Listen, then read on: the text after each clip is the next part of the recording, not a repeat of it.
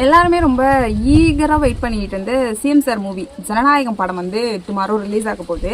ஜனநாயகம் படம் பார்த்தா தேட்டர்ல தாண்டா போய் பார்ப்போம் அப்படின்னு சொல்லி ஈகரா வெயிட் பண்ணிட்டு இருந்த மூமெண்ட் வந்துட்டு நாளைக்கு வரப்போகுது. இதை எந்த அளவுக்கு வெயிட் பண்ணமோ அந்த அளவுக்கு வந்துட்டு நம்ம என்ஜாய் பண்ணுவோம் அப்படின்னு நினைக்கிறதெல்லாம் ஓகே தான். பட் இதை வச்சு அரசியல் பண்றதுக்கு நிறைய பேர் ரெடியா இருக்காங்க. படம் அப்படின்றது FTFS பார்த்தா தான் அது படம் அப்படின்றதெல்லாம் கிடையாது. ஸோ அந்த மாதிரி தான் பார்க்கணும் அப்படின்னு சொல்லி ப்ராப்ளமே நீங்களே கிரியேட் பண்ணிக்காம இந்த சின்ன பசங்களெல்லாம் எங்கேயுமே கூட்டு போகாதீங்க. இதை வச்சு அரசியல் பண்றதுக்கு நிறைய பேர் காத்துட்டு இருக்காங்க. ஸோ ரொம்ப ரொம்ப ரொம்ப ரொம்ப சேஃப்டியா போங்க. இதுக்கு முன்னாடி ரிலீஸ் ஆன படம் அப்படின்றது வேற.